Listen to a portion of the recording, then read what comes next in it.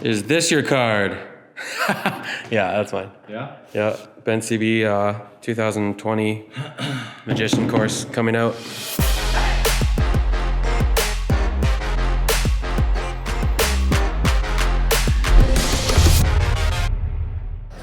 The back, table 311.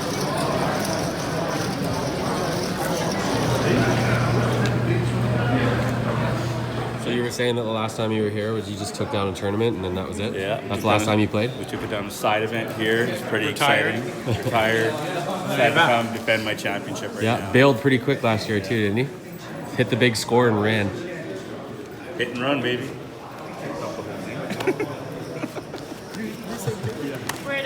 Are you blue? Are you blue? Yeah. Yeah, so we're literally on the same table. That's awesome. Okay.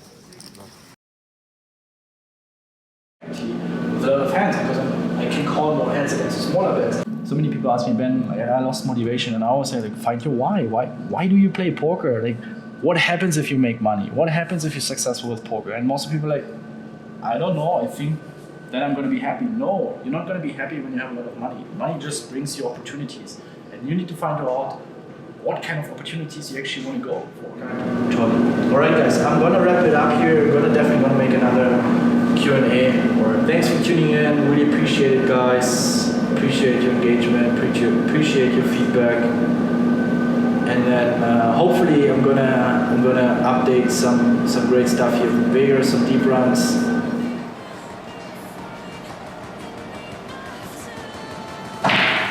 Oh, let's go!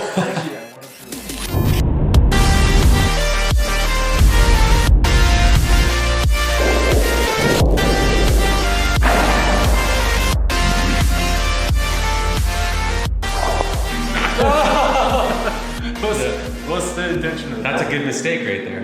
Yeah. Is this your card? Yeah, that's mine. Yeah? Yeah, Bencb 2020 Magician course coming out.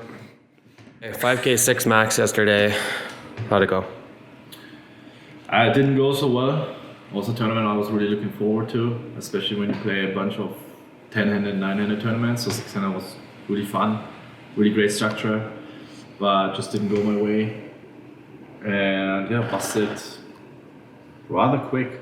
I think just played for 3 or 4 hours. Almost busted literally in the second hand, but luckily my opponent wasn't shoving his middle set for value on the river, which he was supposed to. And I had a very strong 2-pair, so I can definitely see myself calling sometimes. So I lost already 2/3 of my stack in the second hand of the tournament, which was quite frustrating. And then you're down to like 10K, 30K starting stack. Okay, hands. An interesting hand. So I would say my bust out hand was very interesting because I approached it completely different than I would normally teach people. You have certain general rules that you want to apply, you want to stick to your game, but sometimes you want to deviate from your own rules. And this was one of those situations. So the cutoff, so I have around 30 big blinds, and the cutoff, a huge whale. He was just a fun player. And he limps the cutoff.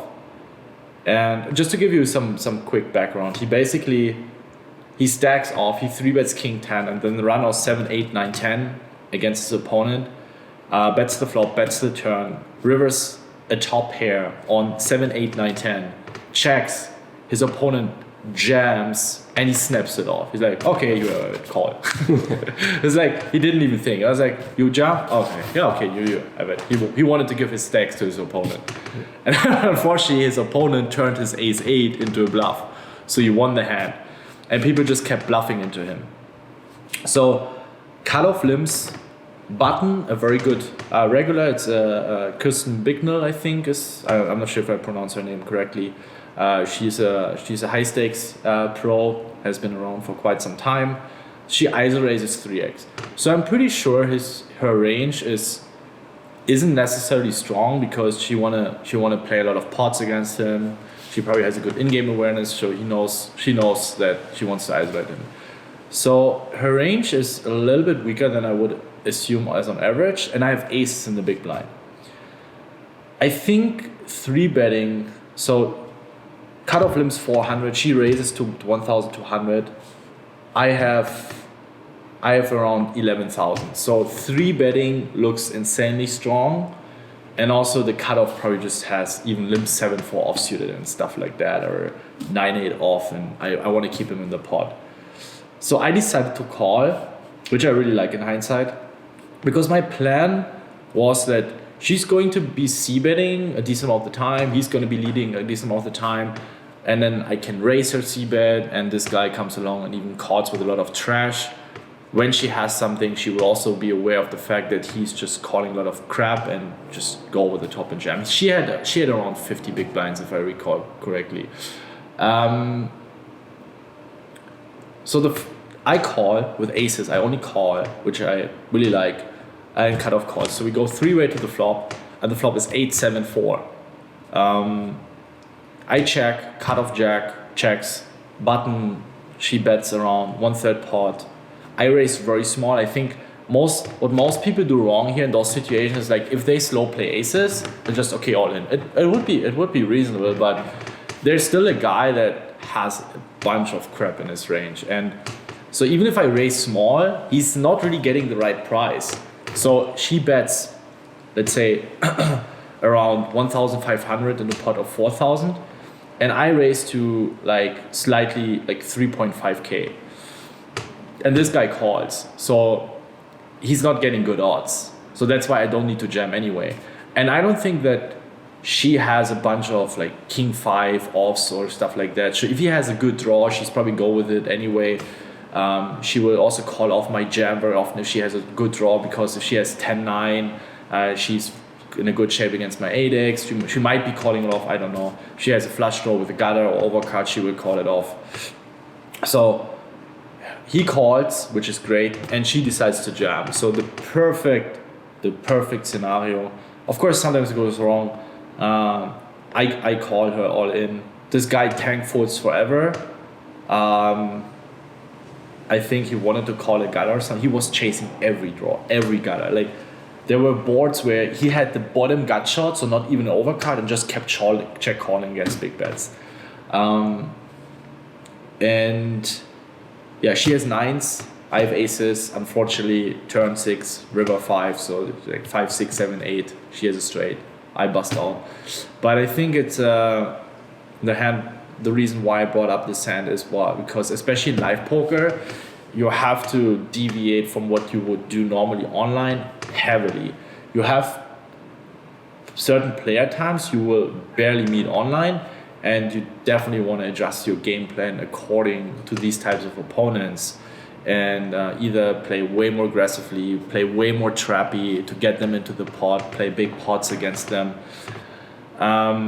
Of course, sometimes, when this guy flops trips and then you get sucked out with aces, and then in hindsight you might want to tell yourself, well, should I have 3-bet, then you wouldn't have folded, I would have won the pot. You shouldn't be results oriented. You should be putting things into perspective properly and analyze whether it still was a good play, even though it might have not turned out well. So don't be afraid of adjusting from your usual game plan. And it was a fun tournament. Unfortunately, not for me. Just didn't manage to perform well in those big pots. And yeah, looking forward for the main event. Let's crush. Let's crush. You can say dialed in, right? You dialed in. Yeah. Dialed in, ready to go? Yeah. Okay, so you're heading to 888. Huh? You gotta say that again. Yeah. Today is the 888. Today's Saturday. One day before our big event. You're dialed in? I'm dialed in. Alright. And ready to crush. Laser focus. Hopefully build a stack and... Yeah, build a stack. Maybe we'll come meet up with you during, or we'll see you see you after the grind, and we'll get some updates. But I feel like Deal? they're only going to Deal. charge for